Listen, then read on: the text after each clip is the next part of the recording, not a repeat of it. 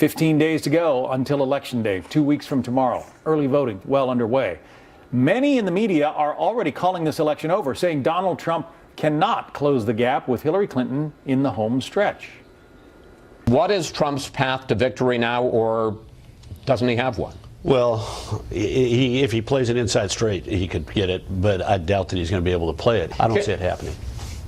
I'm sorry, you don't? I don't see it happening. Trump is behind. If you look at a lot of the national polls, he's in the 37, 38, 39% range. You don't win with 38, 39%. Anything's theoretically possible. I certainly wouldn't bet on it. It's very, very unlikely.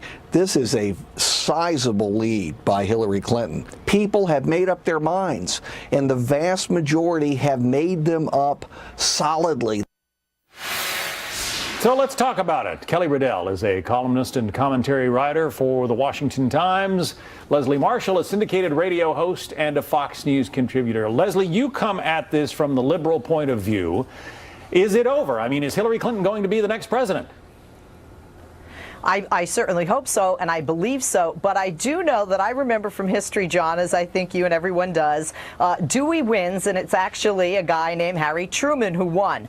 Remember, we have a number of people, especially in states where I am, here in California or in Florida, who have registered as Democrats or independents. The difference is, are those people who register going to show up on November 8th? And that really can be a game changer if Donald Trump were to have a surge. I don't think it'll be a 12% surge. I do think she will win, but hey, I do not say discount it, because polls have been wrong before. We saw that in the primaries. We didn't hear him talking about it, but before we came to his rally in Palm Beach just a moment ago, Kelly, he was saying that the Rasmussen poll has them essentially dead even, has the two candidates dead even.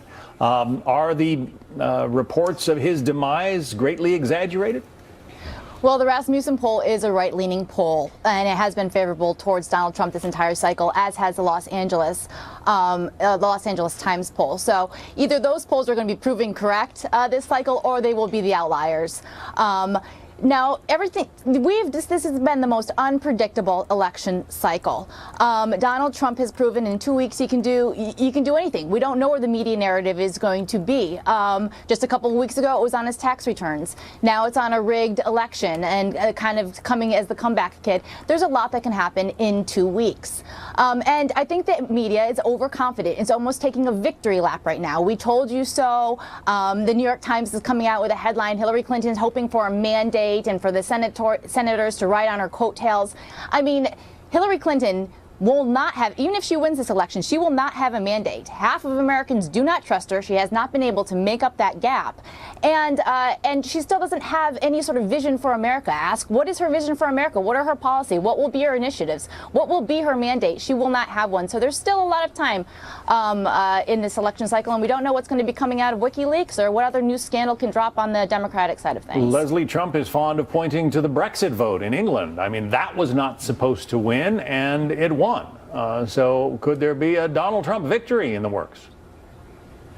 No, not by that. Look, my best friend lives in London, and she thinks it's funny that we compare Brits with Americans in mindset. One, different polling, completely different. You're talking about a ballot initiative, if you will, to leave the EU versus two people running to be the #1 leader throughout the world of the free world. And in addition to that, just a few days before that actual vote, there were not a double-digit difference as we're seeing today via ABC News as an example, with 12% lead by Hillary Clinton. It was just a couple of percentage points. So if you believe any of the polls where it's a dead heat, maybe that would be possible. That's not what the majority of polls are showing. So the numbers just don't add up, and they don't correlate to Brexit, in my opinion. I wanted to point out an article in the Wall Street Journal, kind of an opinion piece, actually, about our own Chris Wallace. The Journal heaped high praise on him, said he asked questions that would never have even occurred to the other moderators. His position as an anchor at Fox News means he is exposed to political points of view that are alien at most other media outlets. Kelly, what do you think about that? I thought it was spot on. Chris Wallace did an excellent job. He led with the Supreme Court, which is the #1 issue for many conservatives out there and has been neglected in previous debates. Then he followed up with a very specific question on gun rights with the Heller case, where Hillary Clinton basically misconstrued that, saying toddlers with handguns had nothing to do with it, and then hit her on partial birth abortion, which has been out of the mainstream conversation, out of the mainstream media, and really is a very radical position of Hillary Clinton's. I thought Chris Wallace did an excellent job. He hit her strong, and he also hit him strong. He was very fair and very balanced. Leslie, quick answer. Chris's. I thought Chris Wallace was the best moderator of all 3 debates. I felt the questions were the best. I thought the issues that he touched upon, I would agree there, with the issues that American voters care about. I thought he was fair and balanced and asking questions that were hard of both Donald Trump and Hillary Clinton, and I thought he challenged both of them if he didn't feel the answers were acceptable or accurate. Last week, he was one of the winners on my list, winners and losers, and he definitely earned that title. He was truly the best moderator, I think, of the 3 debates. And I'm not just saying that because I work for Fox. That makes it unanimous. We're agreed. Leslie Marshall, Kelly Riddell, thanks very much. Thanks, guys. Thank you.